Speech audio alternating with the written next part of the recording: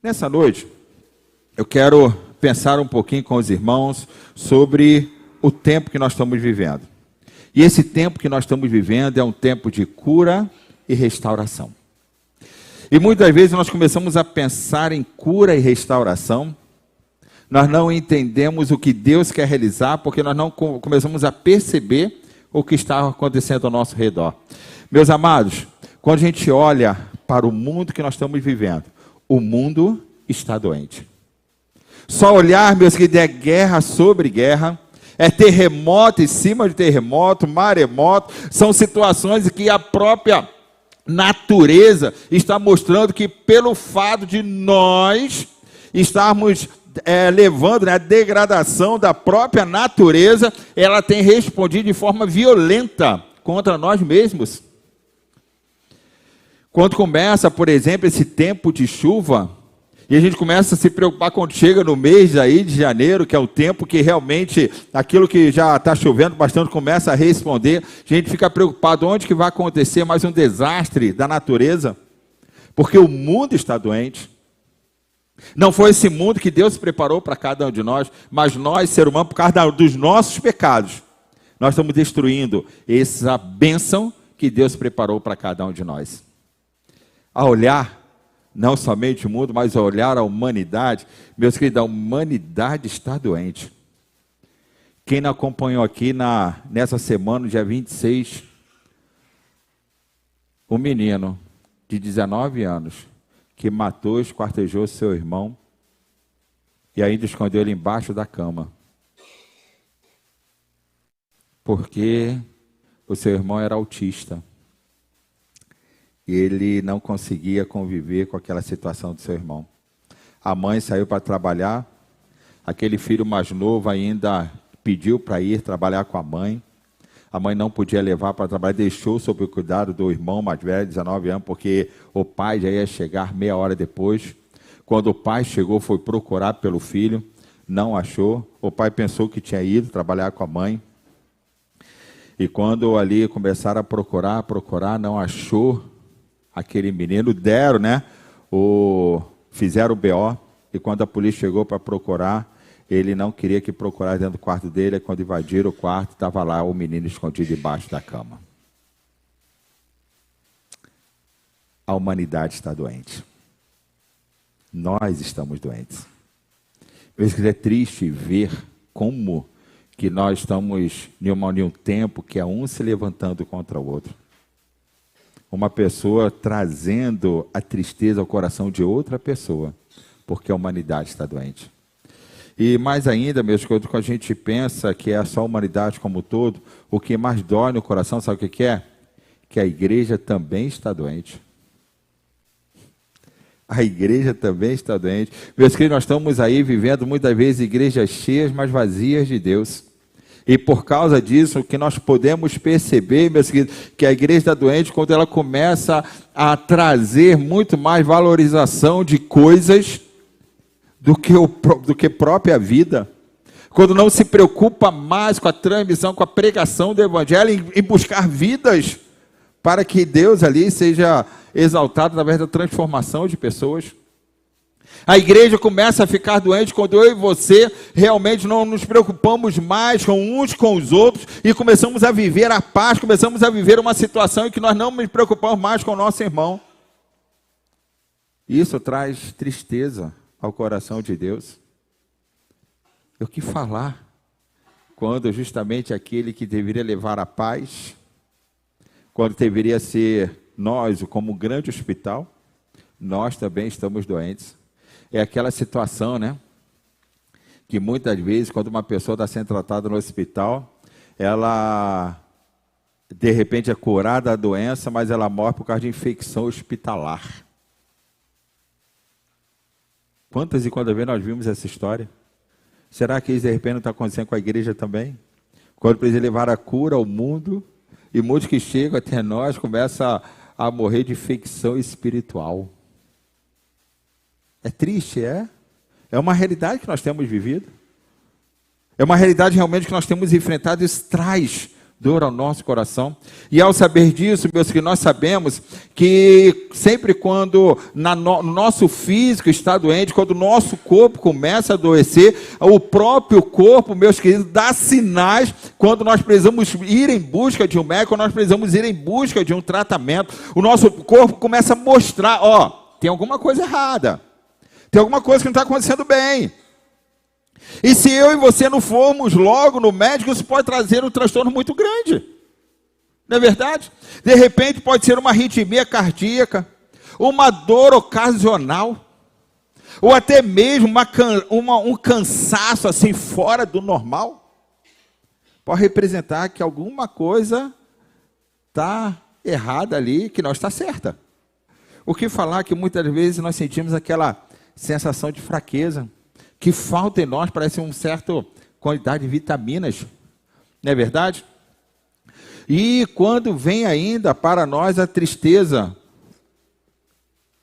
uma tristeza incomum, vem até mesmo acompanhada de uma sensação de impotência, como se nós não tivéssemos forças para prosseguir.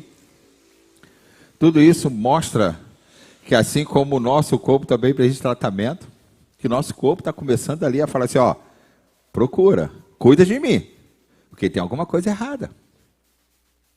Meus queridos, nós podemos ver também que assim como o nosso corpo, e se fizermos uma correlação com a nossa própria casa, meus queridos, a nossa casa também nós identificamos que muitas vezes precisa de um reparo, precisa de uma reforma, quando no caso ali, algumas situações aparecem algumas rachaduras, algumas infiltrações, alguns sinais de mofo, algumas coisas que nós temos ali na casa começam a ficar velho, começa a ficar sem condições de uso, e até mesmo, quando a gente passa a mão assim, até o cimento começa a soltar da parede.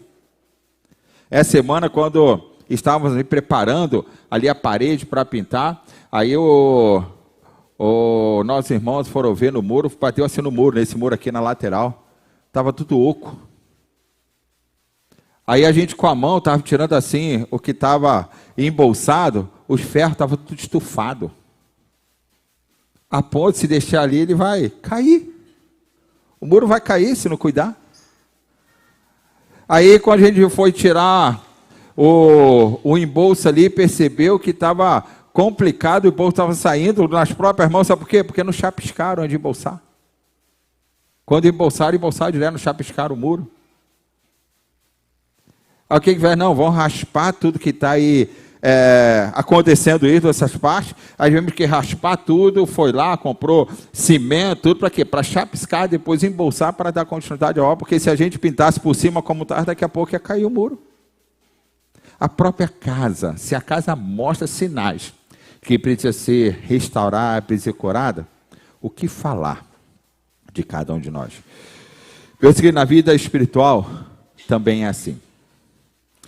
Quando a gente começa a ver as situações que têm acontecido, nós não começamos a perceber que alguns pontos que acontecem precisam ali de restauração em nossa casa material. Quando a gente não percebe isso, a casa um dia pode cair. Se nós não percebermos que a nossa vida espiritual precisa também ser tratada, precisa ser curada, precisa ser restaurada, um dia também ela vai ruir. Um dia também ela vai cair por terra. E isso dá sinais para cada um de nós, meus queridos, que nós começamos a realmente a ver que nós precisamos buscar ajuda, buscar cura, buscar restauração. Meus queridos, é momento que nós olhamos para dentro de nós mesmos e começamos a ver as rachaduras do nosso relacionamento. Muitas vezes nosso relacionamento um com o outro, quando eu começo a olhar somente as dificuldades, quando eu começo a olhar somente os problemas, essas rachaduras estão nos levando a perceber que nós também precisamos de sermos tratados. Quer ver algo interessante? Quando a gente começa a estar em pecado, a gente só começa a ver as coisas ruins que acontecem em nosso meio. Não consegue enxergar as bênçãos de Deus. Já perceberam isso? Quando alguém, às vezes a gente começa a apontar os erros da igreja, porque quem está precisando mais de ser tratado sou eu mesmo. E para que eu possa ali muitas vezes caminhar para isso, eu começo a apontar os erros da igreja, mas é o meu relacionamento que está rachado, porque as infiltrações dos pecados ocultos têm quebrado o nosso relacionamento com Deus. Sabe por quê? Porque se eu não amo a meu irmão que vejo, eu nunca vou poder amar a Deus que não vejo. A cruz me mostra isso. A cruz que eu só posso ter um relacionamento com Deus se eu primeiro tiver fortalecido o meu relacionamento com o meu irmão. E eu começo a olhar para o meu irmão, começo a apontar os erros, as dificuldades, a chatice, a esquisitice do meu irmão. Porque eu falo que meu irmão é esquisito, sabe por quê? Porque eu sou mais esquisito que ele. Se meu irmão é chato, eu sou mais chato que ele. Pode ter certeza disso. A gente só consegue, sabe por quê? Quando é que uma pessoa começa a perceber com mais nitidez as outras pessoas, uma mulher, começa a perceber com mais nitidez as outras grávidas? Quando? Quando que é? É isso mesmo, quando ela está grávida. Quando está grávida, todo mundo, caralho, nunca vi tanta grávida. Nunca vi. Mas é porque tinha, mas o foco dela não estava ali, não é verdade? Quando é que a gente começa a perceber, muitas das vezes, um dia, né, até o primeiro carro que a gente estava ali, alguns anos atrás, lá em 2011, quando eu fui comprar um carro, eu quero um carro diferente, verde laguna. Por quê? Porque ninguém tem essa cor lá na mar. É essa cor que eu quero. Compramos, né?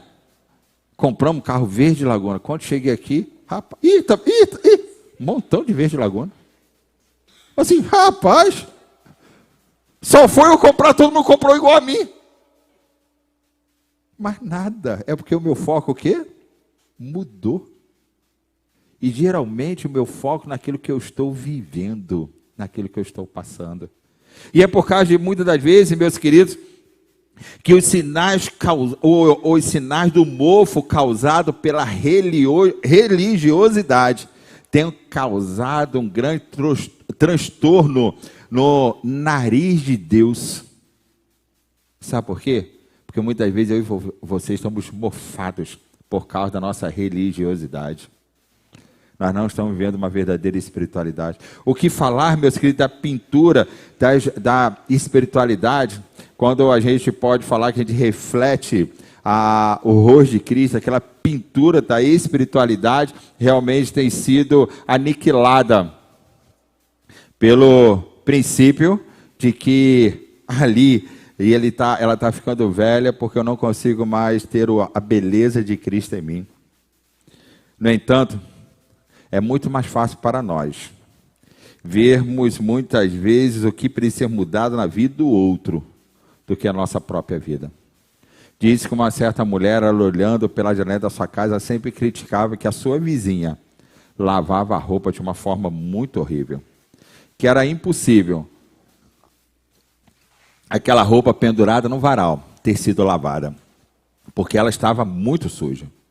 E ela falou a primeira vez que seu marido criticou a vizinha, falou a segunda vez, falou a terceira, até que numa quarta vez que ela olhou pela sua janela, ela percebeu que a roupa estava limpinha. E ela falou assim, graças a Deus que a vizinha aprendeu a lavar roupa. E o marido falou assim, não, mulher, foi eu que limpei a janela. Foi eu que limpei a janela.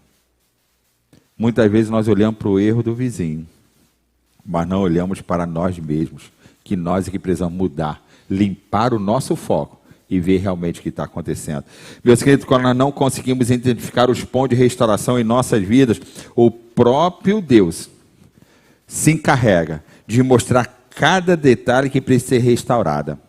A cura, a restauração é algo extremamente necessário na vida dos filhos de Deus. E a todo instante, nós precisamos deixar, Deus ali reformar a nossa vida, a nossa caminhada, a nossa trajetória, para que possamos fazer de novo, como Ele quer. Mas para que o mundo possa ser curado, a igreja possa ser curado, nós precisamos buscar primeiramente a nossa cura individual, a nossa cura espiritual. Eu preciso ser restaurado, eu preciso ser curado. Só assim a gente vai começar a ministrar a cura diante daquele que tanto precisa. Eu quero lhe convidar a ver um vídeo. Um vídeo, nesse momento, meus queridos, esse vídeo vai mostrar um pouquinho de uma pessoa que precisar ser curada. E no momento complicado da vida dela, ela conseguiu receber de Deus ali a cura e a restauração que ela tanto precisava. Preste atenção nesse momento que desse vídeo. Presta muita atenção no que eles falaram. Você vai chorar e rir ao mesmo tempo.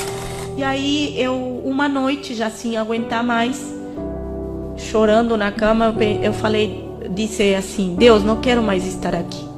Eu quero ir embora com você. Mal sabia o que estava falando. A minha casa é de 2 andares, fui preparar a forca para me enforcar com um lençol e fui até lá. Quando eu vou me enforcar, meu celular tocou. Aí eu olhei a ligação, um casal cristão, eles na época eram meus talhadores, aqueles que cortam, né, as roupas, lá de Brusque. Aí eu olhei a ligação, eu falei, não vou atender, vou continuar a fazer o que ia fazer. E aquele celular continuou tocando. Aí eu olhei de novo, eu pensei, pois vou atender essa última ligação e vou continuar a fazer o que ia fazer. Eles são os últimos a ouvir a minha voz. Aí eu peguei o celular, arrumei minha voz, a casa estava as luzes desligadas, estava tudo no escuro já preparado. Aí eu peguei o celular, oi, do outro lado, oi Glorinha, tudo bem? Falei, tudo, né? Vou falar o quê? Vou falar, né? Tô me enforcando agora, não tinha como, né? Falei, tudo. Você ligou para nós? Falei, não. Onde você está? Eu falei, estou em casa. Tem alguém com você? Eu falei, não. Mas não tem um homem aí com você? Eu falei, não, Sheila, o que aconteceu? Estou sozinha aqui. Porque eu estava irritada, eu queria desligar o telefone, eu queria me suicidar, ela estava me incomodando, fazendo um monte de perguntas, vai logo, que eu quero desligar, né? Aí ela pegou, eu falei, não, Sheila, o que aconteceu? Eu estou sozinha aqui em casa. Ela pegou e falou assim, um homem chamado Ângelo acabou de me ligar de teu número de telefone. Quando ela disse um homem chamado Ângelo, eu caí de joelho no chão e falei, eu ia me suicidar agora. Eles vieram de Brusque para me socorrer. Eu parei, eu fiquei em estado de choque. Porque eu pensei, quantas vidas estão se suicidando agora? E eu recebi uma ligação. E eu pensei, não é por acaso, não é em vão, é porque há algo que eu tenho que fazer. Aí eles chegaram, eu vi, me mostraram na ligação. Do meu celular não tinha nenhuma ligação de saída, né? Sim. Mas no celular deles tinha meu número de telefone, como que eu tinha ligado. Eu vi, 18 segundos, falaram com esse tal de Ângelo. Diz ela que quando viu a minha ligação, ela pegou e falou, oi Glorinha, tudo bem? Claro, é meu número, você vê a tua mãe, você vai falar, oi mãe. Aí diz que do outro lado uma voz suave do homem que transmitia paz fala assim, não, aqui não é a Glória, é o Ângelo. E ela sem entender falou assim, desculpa. Ele falou, não foi nada, mas só ele que tinha ligado para ela, né? Aí ela falou, tchau, tchau, falou para ele, tchau, desligou. Aí ela pegou e retornou a ligação, na hora que eu ia me suicidar.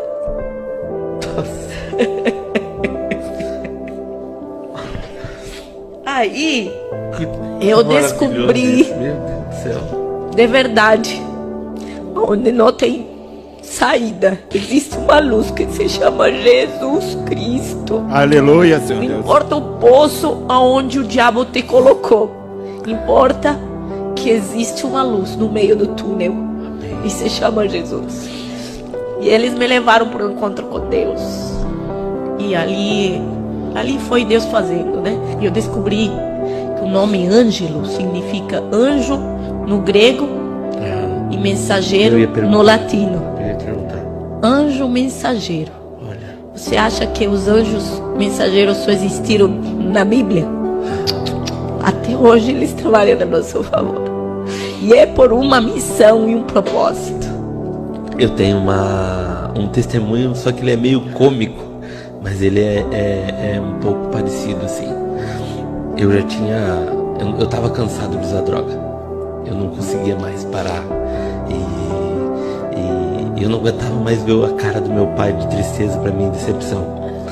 Tanto do meu pai como da minha mãe. E aí eu tive mais ou menos a mesma atitude, só que de outra forma. Eu disse, cara, eu vou acabar com tudo, porque assim, ó, eu não tô me aguentando mais, tu imagina o fardo que eu não tô sendo pra eles. E aí, o meu pai, ele sempre tomou um remédio de tarja preta, que ele tomava manipulado, e ele comprava, manipulado, vinha aquelas caixinhas brancas, sabe, cheio de remédio, e eu disse assim, eu vou tomar tudo aquilo de uma vez só, e alguma coisa vai dar, certo? E tava em cima da geladeira. Só que daí eu tomei, peguei, fui na cozinha, né? E tomei, tava lotado, ele recém tinha comprado, na minha cabeça. E tomei todos aqueles comprimidos, tomei 2 goles de água e foi tudo. E eu disse, agora eu vou dormir. E fui me despedir deles. E dei um beijo nele, abracei ele. E ele ficou sem entender, porque ele tava com um pouco de raiva ainda de mim, por causa que eu já tinha vendido um monte de coisa, enfim. E fui dar um beijo na mãe e fui pro meu quarto. Só que quando eu acordei de manhã, cheguei e acordei e nada aconteceu. E eu disse, meu Deus, cara, nem pra morrer eu presto. Nem pra me suicidar. Aí eu abri a porta do quarto e olhei o pai tomando café. E o pai disse assim pra mim, filho, ele sempre fez ovos pra mim, os ovos já estão prontos. E eu disse, não morri mesmo, cara. Eu tô realmente, E fiquei com aquele negócio na cabeça, não é possível, cara, que eu tomei tudo aquilo de remédio e não deu nada. No outro dia, eu tô almoçando, né? E aí quando vê minha mãe dá um grito, Ozi, o nome do meu pai é Ozi. Ozi, e os meus remédios? Eu fiquei quieto, né? Os meus remédios. Que na realidade era pro teu pai ter falado dos remédios, né? E ela disse assim, os meus remédios estão lá no guarda-roupa, Nair. E eu disse, o que eu tomei, cara? Os remédios da mãe, eles molharam na manhã daquele dia. E ela, como tava o frasco do pai vazio, ela tirou os remédios dela e colocou naquele frasco. Eu tomei 30 cápsulas de vitamina C. Vitamina de Cristo você tomou. Era C de Cristo. 30 cápsulas de vitamina C. Vou te falar que até hoje eu tenho dificuldade de pegar gripe. A gente olha um testemunho como esse. E muitas vezes a gente não percebe quem está do nosso lado quando está doente. Quando está precisando realmente ser moldado e curado por Cristo. E eu quero nessa noite, meus filhos, convidar a todos para que juntos possamos perceber, possamos realmente observarmos alguns ensinamentos preciosos a respeito do processo de restauração que Deus quer realizar na vida de cada um de nós. E para tanto, eu quero lhes convidarmos a estarmos lendo juntos Neemias capítulo 9, do verso 1 ao verso 3. Vamos ler juntos, irmãos? No dia 24 desse 7º mês, o povo de Israel se reuniu para jejuar, a fim de mostrar a sua tristeza pelos seus pecados. Eles já haviam se separado de todos os estrangeiros, em sinal de tristeza. Vestiram roupas feitas de pano grosso e puseram terra na cabeça. Então se levantaram e começaram a confessar os pecados que eles e os seus antepassados haviam cometido. Durante mais ou menos 3 horas, a lei do Senhor, seu Deus, foi lida para ele. E nas 3 horas seguintes, eles confessaram os seus pecados e adoraram ao Senhor. Senhor Deus, obrigado pela tua palavra. Obrigado, Senhor Deus, porque a cada dia nós encontramos renovo e conforto que vem do alto. Obrigado, Senhor Deus, porque o Senhor continua nos sustentando, nos abençoando, nos fortalecendo. E te pedindo que teu Espírito Santo venha falar a cada um coração aqui nessa noite. Que o Senhor venha, Senhor Deus, restaurar cada um coração, Senhor Deus, que está cultuando a Ti. E que haja, Senhor Deus, cura. Que haja realmente, Senhor Deus, o renovar da Tua vontade, Senhor Deus, da Tua força sobre a vida de cada um de nós, sobre cada uma família aqui representada. Entra, Senhor Deus, com as providências na vida de cada um de nós e nos dê a Tua direção. Guarde-nos, Senhor Deus. Por isso nós te pedimos, esconda-nos atrás da Tua cruz e que Teu Filho resplandeça. É o clamor que nós fazemos em nome de Jesus. Amém e amém. Meus amados, nesse texto aí, se nós voltarmos um pouquinho no livro de Neemias, nós iremos ver, meus filhos, que Deus havia falado ao seu povo, Deus tinha declarado ao seu povo que se o povo fosse desobediente, ele mandaria como prisioneiro para uma terra estrangeira. Mas se o povo ali obedecesse, se o povo se arrependesse, ele daria o perdão e renovaria a aliança dele para com o seu povo. Era a promessa de Deus para o povo de Israel, e essa promessa tem sido realmente renovada, dia a dia, na vida de cada um de nós. Quando nós olhamos para esse texto de Neemias, meus queridos, nós podemos ver que ali o povo se reuniu para que pudesse mostrar a sua tristeza pelos pecados. O povo ali se reuniu, meus queridos, para que pudesse ali apresentar diante do Senhor não somente os seus pecados, mas o pecado também dos seus antepassados, que erraram diante do Senhor, que cometeram as suas falhas diante do Senhor. Hoje, nós também estamos aqui. Nós estamos aqui, meus queridos, para que possamos demonstrar ao Senhor, para que possamos mostrar ao Senhor a nossa tristeza, para que possamos apresentar ao Senhor a vida que temos vivido e possamos fazer um pedido ao Senhor para que nos faça de novo, nos refaça, para que possamos alcançar a cura e a restauração que vem dele. Deus quer curar a nossa vida. Deus quer realmente nos dar um novo ânimo, uma nova forma de enfrentar esse tempo que nós estamos passando.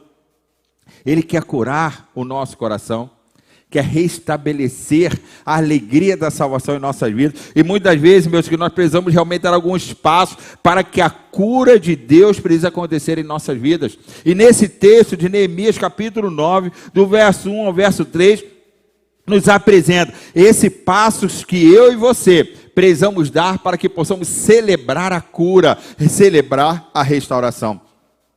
E o primeiro passo que nós podemos ver, meus queridos, é o passo de arrependimento. Vamos ler de novo, verso número 1. No dia 24 desse 7º mês, o povo de Israel se reuniu para quê? Para jejuar, a fim de mostrar a sua tristeza pelos seus pecados. Meus queridos, no capítulo 8, o povo de Israel estava fazendo uma grande festa. Estava festejando. E agora ele caminha da festa para o jejum no capítulo 9. Meus amados, o povo se reuniu para jejuar com uma única finalidade. Nesse jejum, estariam mostrando que eles estavam arrependidos de terem pecado contra o Senhor. Naquele momento ali, meus queridos, nós até podemos perceber que assim como eu e você, nós gostamos de reunir para festejar, para pular, para que possamos nos alegrar. É comum nós fazermos isso, porque nós gostamos disso.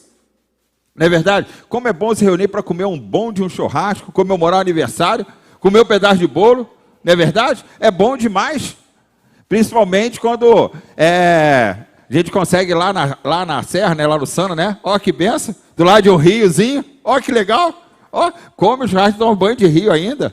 Meus queridos, nós começamos a perceber que nós gostamos de reunir para isso. E muitas vezes ali quando a gente se reúne, a gente chora de alegria. A gente realmente vive essa alegria, mas eu desafio a gente gostar de se reunir para chorar. Alguém gosta aqui de reunir? Ó, vem cá todo mundo, vamos reunir para chorar, para reclamar, para que possamos viver as nossas lamentações, as nossas dores. Alguém já te convidou para um convite como esse? Ó, eu quero te convidar para ir na tua casa tomar um café para chorar, para falar das nossas dores. Eu acho que nenhum de nós gostamos de receber um convite como esse. Não é verdade? Meus queridos, Quando ali o povo se reuniu para que pudesse apregoar esse jejum em favor dos seus erros, do seu choro, nós começamos a ver ali que o povo reconheceu o seu pecado. Isso é sinal de profundo arrependimento. Arrependimento, literalmente, significa uma mudança radical de pensamento. Precisamos ter uma mudança de pensamento que nos leve a uma genuína mudança na nossa trajetória diária. Nós precisamos, meus queridos, realmente de uma mudança para que possamos viver segundo realmente o propósito de Deus, e a nossa vida diária, a nossa restauração começa com choro, começa com quebrantamento, começa com humilhação, começa com contrição na presença de Deus. Ali começa a nossa cura, a nossa restauração. Eu não posso olhar para o meu irmão, eu não posso olhar para a pessoa do meu lado, mas eu preciso olhar para dentro de mim mesmo e ver o que precisa ser mudado e moldado em minha vida. Aí começa a mudança, aí começa a restauração, começa a cura. Eu não posso, meus queridos, querer levar o remédio para que o irmão seja curado se eu estou doente.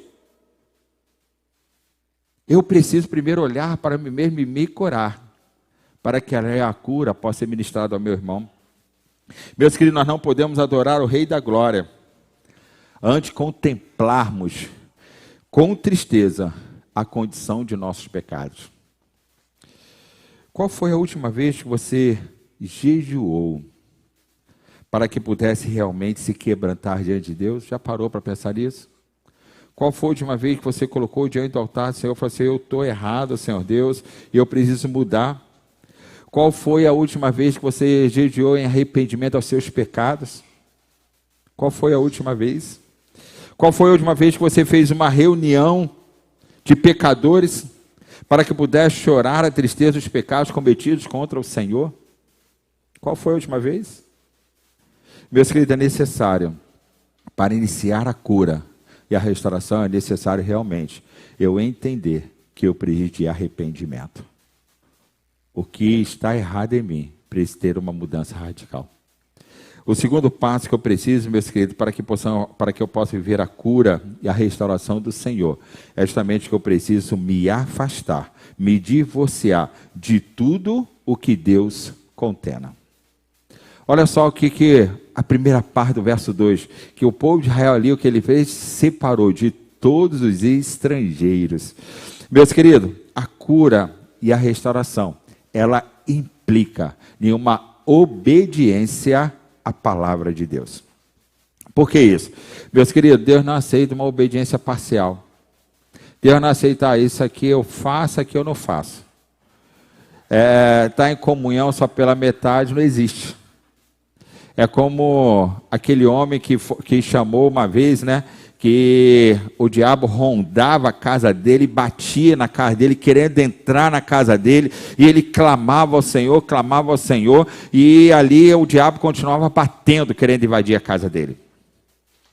E quando, naquele momento ali, ele clamando ao Senhor, uma vez o próprio Jesus foi até ele e falou assim: ó, eu estou aqui, o que você quer? Não, porque o diabo fica querendo invadir a minha casa. Eu disse: tranquilo, eu estou aqui contigo. Aí ele sentou na sala e começou a conversar com Jesus. Começou a conversar com o rei, com o Senhor da sua vida. Mas quando ele estava ali conversando, o diabo novamente bateu na porta da casa dele e tentou quebrar a porta, tentou invadir. E ele, olhando para Jesus como se estivesse querendo alguma resposta, não conseguindo alcançar nenhuma resposta ali, ele perguntou: Senhor, o Senhor está aqui na minha casa, por que ele continua a fazer isso? Não, porque eu não estou na sua casa.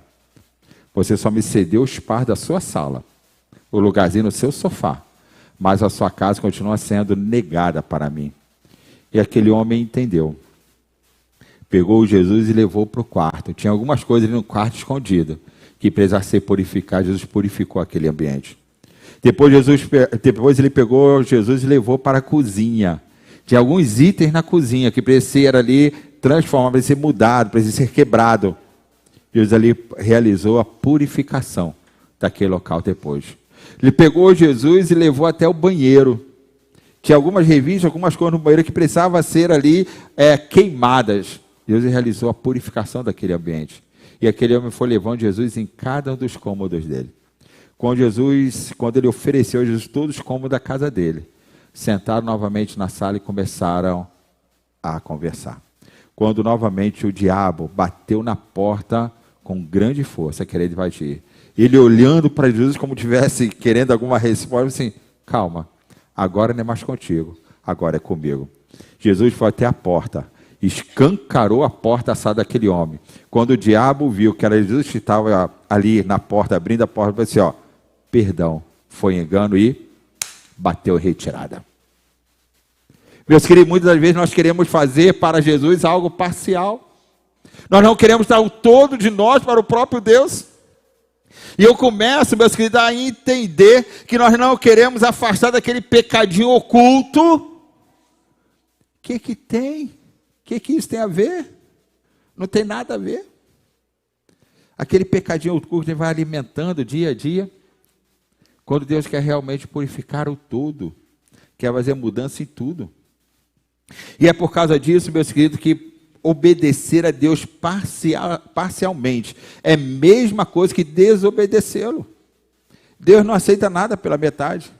Deus quer o todo em nossas vidas. O povo tomou a decisão de deixar todos. Por isso, que ele já havia dado a ordem para que o povo não se casasse com estrangeiros. E o povo tinha se casado. E meus queridos, ele aqui naquele momento, ele falou que não eram mais para que mancharem. Aliás, Israel precisava se consagrar ao Senhor. Por isso eles abandonaram, resolveram obedecer ao Senhor. Aqueles que não eram da linhagem de Israel, não participaram dessa reunião. Meus amados, eles não tinham a mesma fé, não tinham o mesmo Deus. O problema aqui não é um problema racial. O problema aqui não é um problema de preconceito, mas é um problema teológico, conforme nós podemos ver, meus queridos, no capítulo 10, verso 28, que diz o seguinte, Neemias: o restante do povo, sacerdotes, levitas, porteiros, cantores, servidores do templo, e todos que se separaram dos povos vizinhos, por amor à lei de Deus, com suas mulheres e com todos seus filhos e filhas capazes de entender, eles resolveram louvar. Eles resolveram se purificar, colocando também a sua vida como tudo nas mãos do Senhor. Meus queridos, o que é de Deus, é de Deus. O que não é de Deus, nós não podemos alimentar. O que nós podemos ver, o que Deus tem condenado em nossas vidas, nós não podemos alimentar. Olhe para você mesmo. E olhe para você e tenta ver aquilo que realmente você está insistindo em não deixar. Sabe, tem alguma coisinha na sua vida que você está insistindo em não deixar, está alimentando? Que precisa realmente ser restaurado, ser curado? Meus irmãos, nós podemos ver que não há cura nenhuma na vida de ninguém. Não há restauração nenhuma sem a separação daquilo que desagrada o coração de Deus. O que nós podemos ver, meus filhos, que não adianta cantar, não adianta levantar as mãos, não adianta pular, não adianta bater palma, não adianta fazer longas orações, não adianta em nenhum momento, meus queridos, ter carinha de santo, né? Parece até que é o próprio anjo que está ali. Não adianta ter carinha de santo. Se nós continuarmos a fazermos aquilo que Deus condena, Deus não aceita o nosso louvor e a nossa adoração, porque está sendo de forma parcial, não está sendo de todo o nosso coração. Então, para que haja cura espiritual, nós precisamos realmente nos afastarmos, nos divorciarmos de tudo aquilo que Deus condena. A terceira atitude que nós podemos ver, meus queridos, nesse 3 versos que nós acabamos de ler de Neemias, capítulo 9, do verso 1 ao verso 3, é o seguinte: nós precisamos confessar os nossos pecados. Vamos ler novamente o verso de segunda parte, verso número 2, vamos ler juntos? Em sinal de tristeza, vestiram roupas feitas de pano grosso e puseram terra na cabeça. Então se levantaram e começaram a confessar os pecados que eles e os seus antepassados haviam cometido. Meus queridos, o que nós podemos ver ali é que quando nós somos iluminados pela verdade da palavra de Deus, nós deixamos de nos justificar. Então nós começamos a reconhecer os nossos pecados e nós começamos a confessar os nossos pecados. Veja que nós somos iluminados pela palavra. Nós não podemos deixar de viver essa palavra em nossas vidas.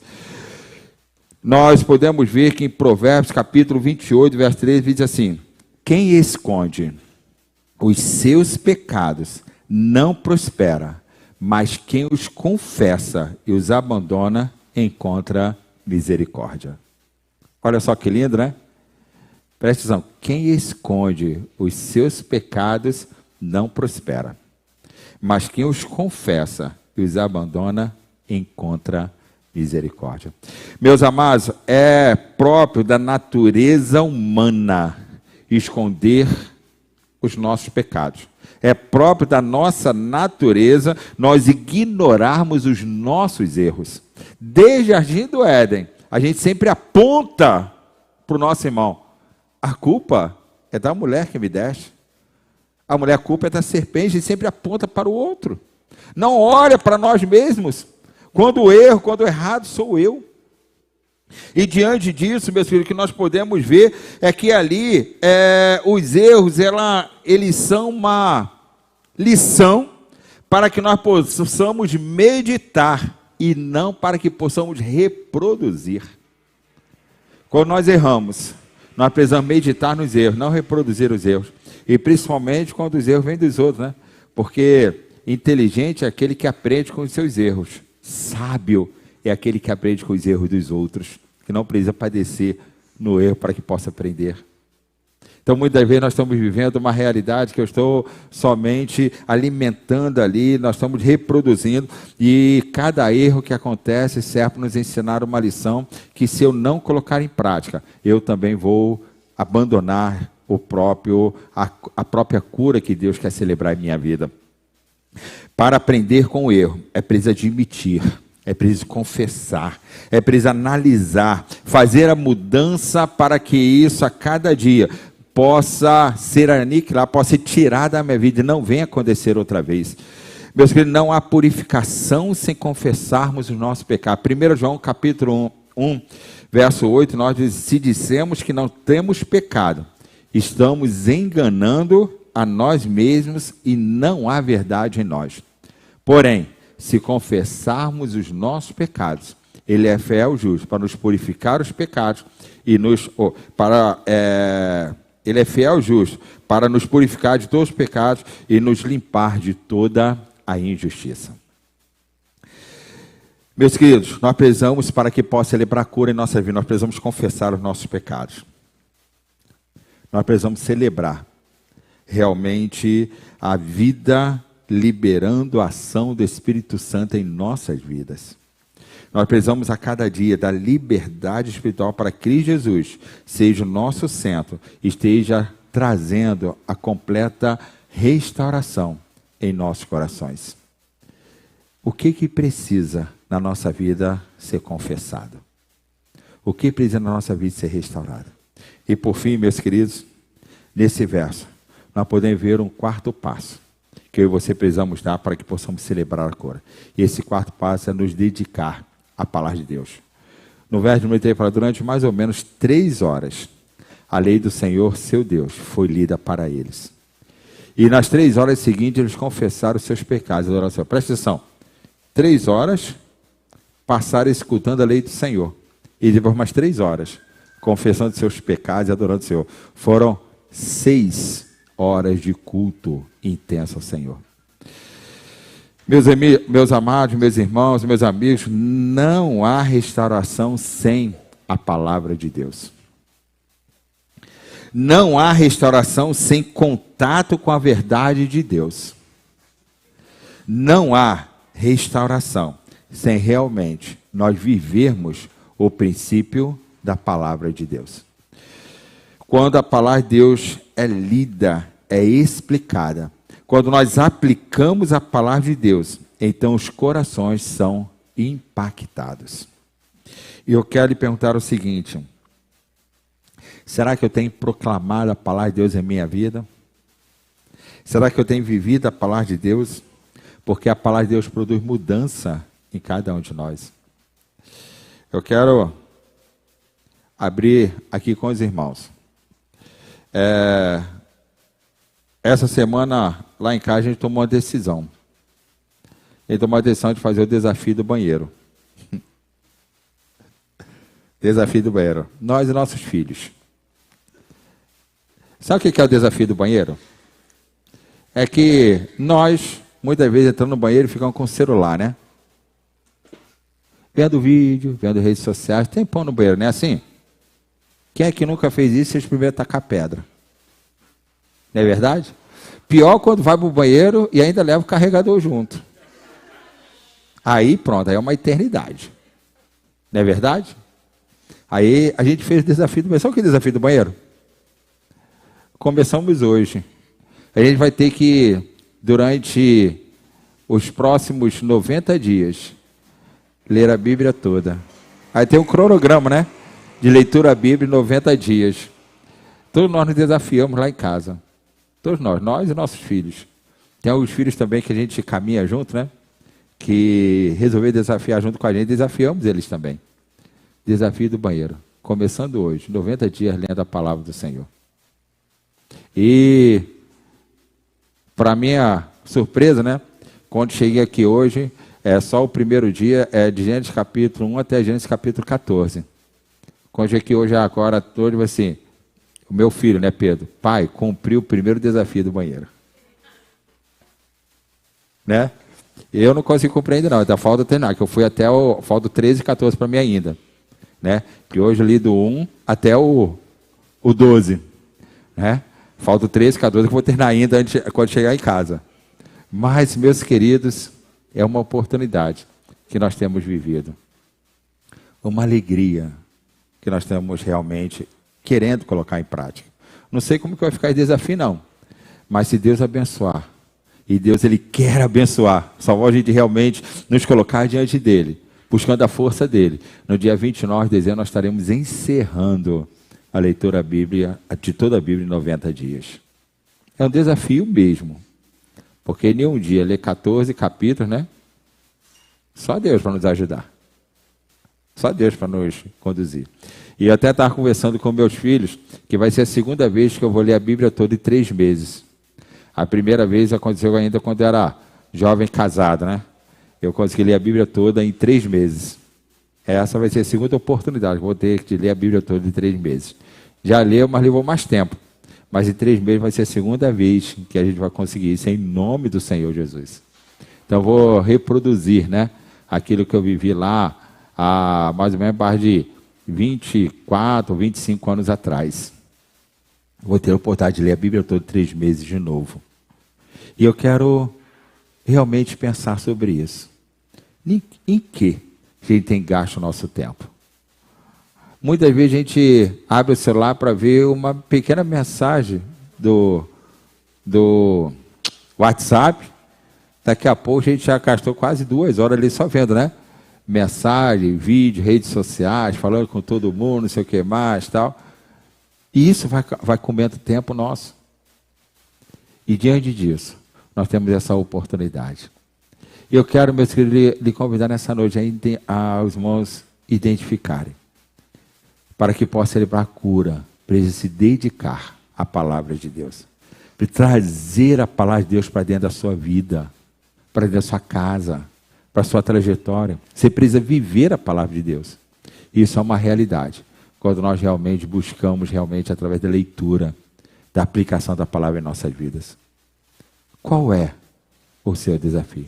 Será que nessa noite você também não está buscando a cura, você não está precisando buscar a cura na sua vida?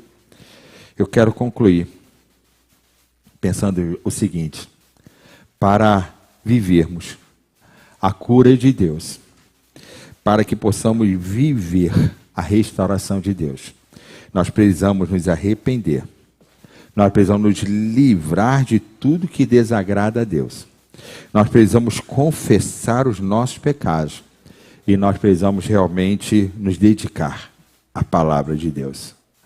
Eu quero convidar você nessa noite. Você que está aqui na igreja, você que está pelas redes sociais, eu quero lhe convidar realmente a meditar naquilo que você precisa para celebrar a cura em sua vida. O que é necessário realmente ser mudado? O que é necessário se arrepender? O que é necessário você se livrar? O que é necessário você confessar? E que você possa fazer tudo isso segundo a orientação da palavra de Deus para a sua vida. Nessa noite eu quero lhe convidar realmente a olhar para dentro de você mesmo. Não olhar para o seu irmão. Não olhar para a pessoa que você tem certeza que está errada. Porque realmente, assim como você, tem outras pessoas que estão erradas também, como você, como eu e você. Mas olhar para dentro de você mesmo e falar assim, o que eu preciso ser mudado em mim? Precisa ser trocado, que precisa ser trabalhado pelo Espírito Santo. E nessa noite eu gostaria de lhe convidar você a meditar na sua vida. Eu quero lhe convidar você a baixar a sua cabeça. Enquanto você estiver nesse momento, quando estivermos cantando essa canção, você olhar para dentro de você mesmo, você pensar naquilo que Deus quer curar, quer restaurar na sua vida. Através dessa canção, traga essa mensagem de Deus ao seu coração. Fale assim com o Senhor.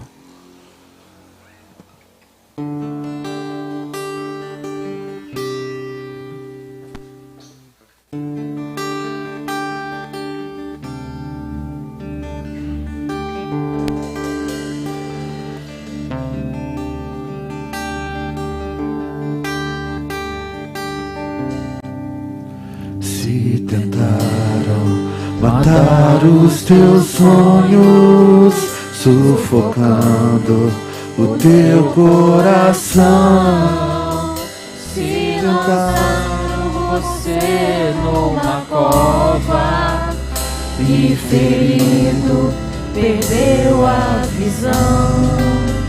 Se tentaram matar os teus sonhos, sufocando o teu coração.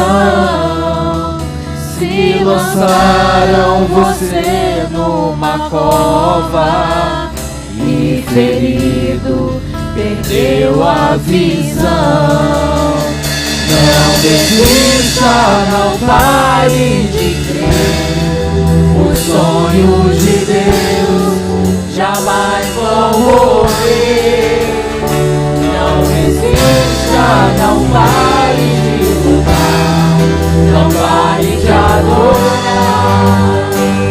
Levanta seus olhos e vê, Deus está restaurando seus sonhos e a tua visão.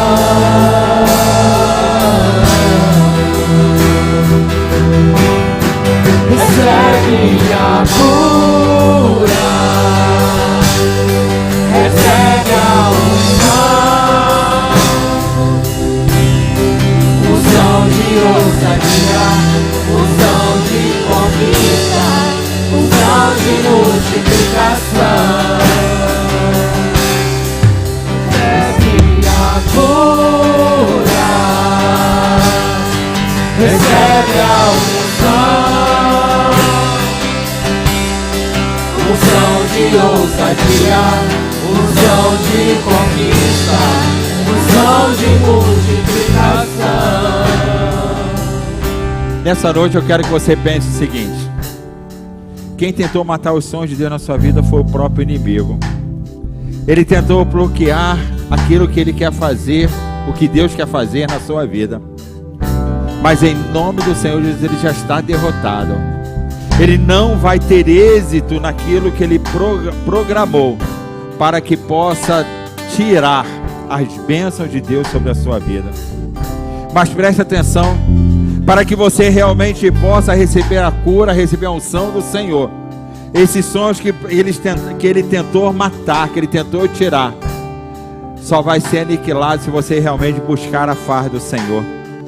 Se você realmente buscar o arrependimento, buscar a restauração, buscar a cura através da palavra dele. E se essa é a sua oração nessa noite, se esse é o seu clamor diante do Deus Todo-Poderoso, nós queremos orar pela sua vida. E se essa é a sua oração, nós vamos cantar novamente a canção, para que você possa receber a cura. E se você quer receber a cura do Senhor, eu quero convidar de pé, em um ato profético, se apresentar ao Senhor quando nós cantamos essa canção. Se tentaram matar os seus sonhos, não deixa realmente seus sonhos matar os teus sonhos, sufocando o teu coração. Se lançaram você numa copa, inferido, perdeu a visão. Se tentaram matar os teus sonhos, sufocando o teu coração. Se lançaram você numa cova, inferido, perdeu a visão. Não desista, não pare de crer. Os sonhos de Deus jamais vão morrer. Não desista, não pare de lutar, não pare de adorar. Levanta os olhos e vê, Deus está restaurando os teus sonhos e a tua visão.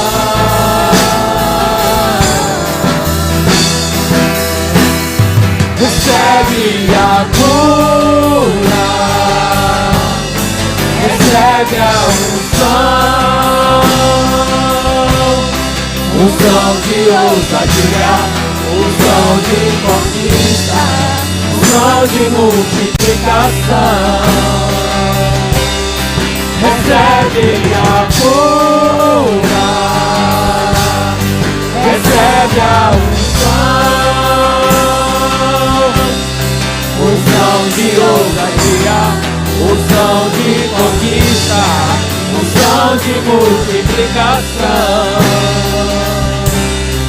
Unção de ousadia, unção de conquista, unção de multiplicação. Unção de ousadia, unção de conquista, unção de multiplicação. Senhor Deus, diante da tua presença, apresentamos a cada um que está aqui nessa noite. A cada um, Senhor Deus, que no ato profético, diante da tua presença, está clamando, Senhor Deus, cura a minha alma, cura, Senhor Deus, o meu espírito, cura, Senhor Deus, o meu físico. Senhor Deus, diante de nós apresentamos cada uma família aqui representada, para que o Senhor possa celebrar a cura em cada um lar, em cada uma casa, para que possa sentir realmente a tua presença e renovo que vem do Senhor. Mas para isso, Senhor Deus, que cada um de nós venhamos tomar, Senhor, a posse dessa cura, através do arrependimento dos nossos erros, através de uma mudança, Senhor, daquilo que nós temos feito de errado diante da tua presença. Que haja, Senhor Deus, uma atitude de nos livrar de tudo aquilo que tem desagradado a tua pessoa, Senhor Deus, tem desagradado, Senhor Deus, teu Filho Jesus Cristo, tem inibido o agir do Espírito Santo em nós. Por isso nós apresentamos a Ti e pedimos que nós venhamos a nos libertar, Senhor Deus, a nos divorciar de tudo aquilo que tem trazido tristeza ao seu coração. Senhor Deus, que essa cura possa ser lembrada, Senhor Deus, em nosso coração, através, Senhor Deus, de um processo profundo de arrependimento dos nossos erros, de mudança, Deus, nas nossas atitudes. O arrependimento só começa quando eu reconheço que eu estou errado e eu preciso mudar. Para isso, Senhor Deus, que a Tua palavra seja viva e eficaz em nossas vidas. Senhor Deus, que eu tome essas atitudes em minha trajetória e haja, Senhor Deus, cura, haja restauração em minha vida como um todo, para que eu possa alcançar a tão grande e a verdadeira felicidade que o Senhor quer para cada um de nós. Senhor Deus, derrame as suas bênçãos. Por isso nós apresentamos cada um coração, cada uma vida aqui nessa noite, cada uma família aqui representada, para que possa receber a cura do Senhor. Nós oramos, Senhor Deus, agradecidos, que o Senhor continua dando a liberdade, para que nós venhamos a buscar essa cura em nossos corações. E é nessa certeza que nós pedimos aqui a Ti no nome de Jesus. E que o amor de Deus, nosso Pai, a graça salvadora de Jesus Cristo e as consolações do Espírito Santo estejam sendo derramadas sobre cada uma família aqui representada, cada um coração aqui nessa noite, hoje e para todo sempre. E todo o povo de Deus diz amém. Recebe a cura.